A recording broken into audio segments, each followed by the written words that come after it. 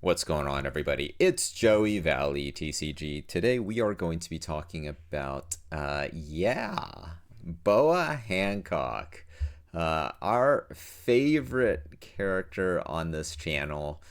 There's been so many awesome cards made for her, and personally, I'm just glad that she is being appreciated more and more and more versus Nami, who I think I think she's well rated, whereas Boa for a long time was maybe underrated, despite being an all-time crowd favorite for many reasons.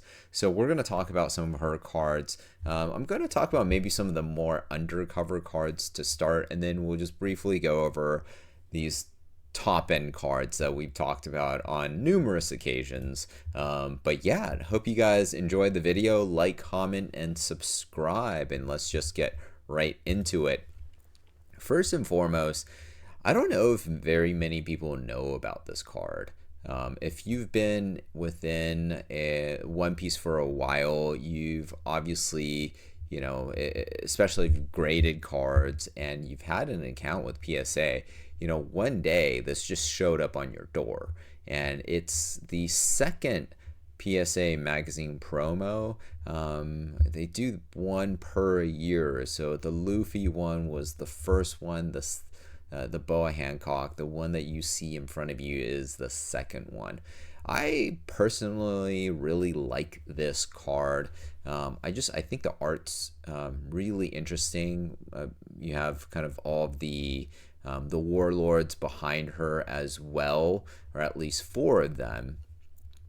So it just really makes the card pop, and it has a lot of, let's say, character to the card. So I really like this card, and at $70 for the card, it really hasn't moved. Look, guys, this is almost an all-time low. It was at $50, fair. It was a little bit cheaper, but now it's at $70, which is not all that crazy. And if I just show you guys the Luffy PSA promo,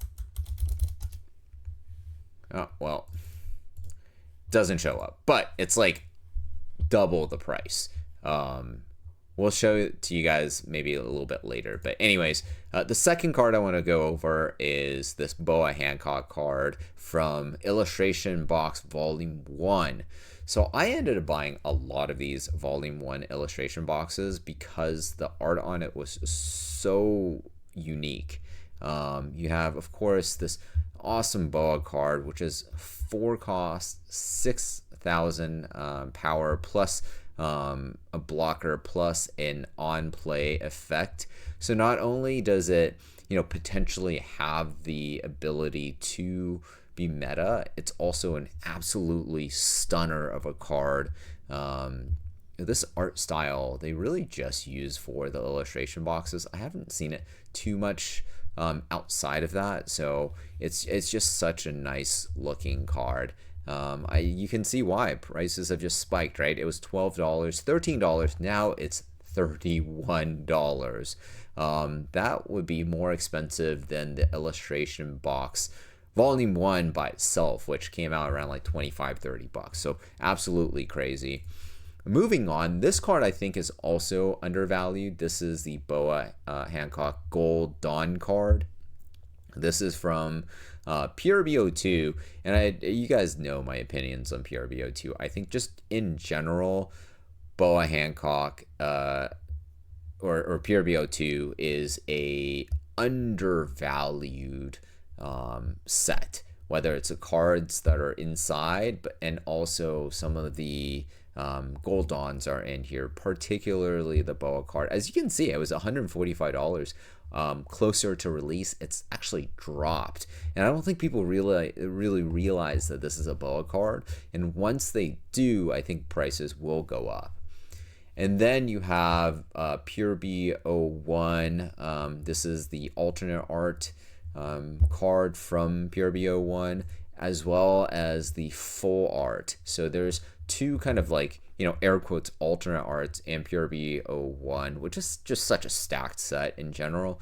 But you have two Boa cards, one for $120 for the card. This one's really moved. $35 in September, October, and now it's $120. People finally woke up and saw that this is a stunner of a card. Really hot, really hot looking, giggity. And then you have this other card, which is not as exciting to look at, but still, it's moved a lot from $10 to $44. Very, very sought after right now. And then I've talked about this one, Perfume Femur, but this one's $34, very expensive for something that was $8 on release, $6 on release. That's crazy.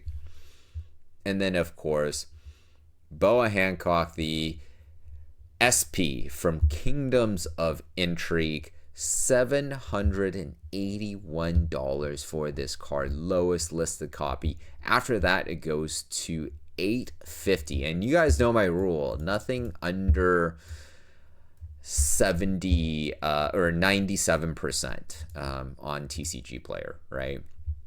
Although this one might just be because, you know, he hasn't sold in a while, so he's at 0%. But still, like this, you know, theoretically, people are going to reach for the gold star seller if you're buying something of this cost. So it's Psychotic Breaks at $850. Let's see if there's any sales. Yeah, there's sales at $650 ish. Multiple sales at $650. So there is a world where we see this elevator. That's not that wouldn't be surprising, right? That's not out of the realm of possibility at all. And then, of course, Emperors in the New World, $600 for this SP. We talked about this one before. Totally justified by the rarity. And with how expensive OP09 has gone up. Have you guys seen this? OP09, I mean, it was $220 when I first made my video about the booster boxes. Now it's $390 for a booster box. It's doubled in price in about a week and a half, which is unreal, absolutely unreal. And I think there's a lot of movement for this to go up even from this point. And I believe that's because, guys, if you don't know, they didn't really print as many OP09s versus like really OP05. OP05, they did a massive reprint wave. They didn't go back and reprint OP09. Not saying that they won't do it. Potentially, they might. But given the demand for 13, it's put a lot of pressure on upward pressure on box prices for 09 and 05. And 05 is it's like $750 a box. So I think there's a lot of upside potential for OP09. I would just watch for it. And then, of course, the Boa Hancock manga art. Such a nice looking card. $1,600. There's really no price sales at that price. Some had sold at $850, which is kind of wild. $850 a few days after someone sold at $1,300. So I'd imagine this one went very quickly. But again, not many copies out there. We have seen, let's just go to this one. We have seen 500 years in the future ever since I made my video just absolutely spike. It's $225 a booster box. I think it'll probably settle out around $200. I think it should be on par with OP06 and not above it. That's just my opinion, but I think $200 a box, that's a very fair price for this. $225 is a little bit over, but not too crazy. This was like $250 yesterday, so it has come down a little bit. But yeah, I mean, people are chasing this Boa card. I get it. Great looking card. And then last one, of course, the Anime 25th Collection one. Now $900. I think when I made my video, it was $700 from a few days ago. Now it's $900 for this card. It's just so hard to find the 25th anime collection box for EBO2, I should say. And then, and case prices for 500 years in the future, OP07, $3,000. That's insane. Hopefully you guys can find cheaper prices than this. I don't think it's worth this much. I think $2,000, $2,500, maybe that makes sense. I think $2,500 makes sense, but almost $3,000 it's starting to really peak out, in my opinion. And then you have the graded one. So Manga Art's Manga Art graded one, it's selling at $2,000. The one thing I should say here is that $2,000, $2,200 for the manga art is not expensive. If you're going to spend $1,600 for a copy that is just, here on TCG Player, why wouldn't you just spend $300, $400, $500 more and get a guaranteed 10 rather than taking a risk here from something that doesn't even have a picture attached to it, right? So just something to think of. And then same thing with the Kingdoms of Intrigue SP boa. I mean, look at this. It's $950 for the most recent sold. That's totally reasonable, right? If you look at the card itself, it's $800 or maybe $850 for a Gold Star seller. Why not just spend $150 or $100 more for the PSA 10? That's all I want to say here. Let me know what you guys think. Are you guys collecting your boas? I'd love to hear. Just put it in the comments below. What do you guys think of collectors coming in and buying up the boa cards? Or have you been holding on to your collection? Put that in the comments below as well. And thanks guys for listening, and I will talk to you guys next time.